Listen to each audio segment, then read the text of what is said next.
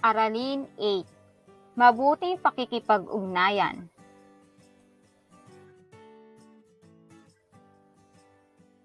Ang ating pamayanan ay binubuo ng iba't ibang pamilya. Ang mga pamilyang ito ay may iba't ibang pinagmulan, hanap buhay, paniniwala, relihiyon, hilig, at pagpapahalaga. Nakikita natin sa larawan na nakikiisa sila sa mga gawaing pagpapanatili sa kaayusan at kalinisan ng pamayanan.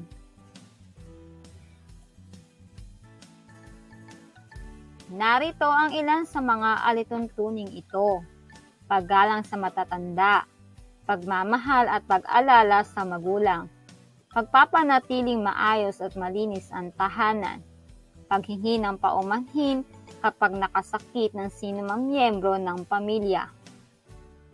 Aralin 9. Ang aking paaralan.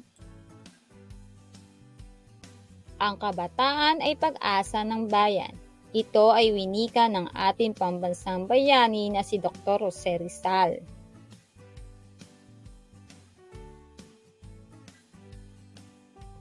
Ang bawat lugar sa Pilipinas ay may tinatawag na paaralan. Dito ay hinuhubog ang kaisipan at kakayahan ng bawat mag-aaral. Isa sa mga paaralan na makikita sa ating bansa ay ang Padre Mariano Gomez Elementary School na matatagpuan sa P. Guevara Street, Santa Cruz, Maynila.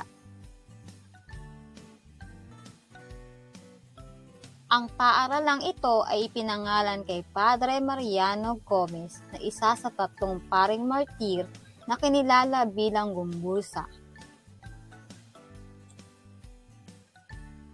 Sa panahon ng mga Kastila, ang mga unang guro ng mga Pilipino ay ang mga misyonerong Kastila.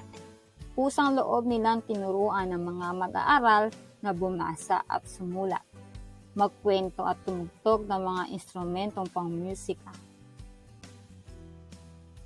Ang unang paaralang itinatag ng mga pari para sa mga lalaki ay ang Kolehiyo de Manila.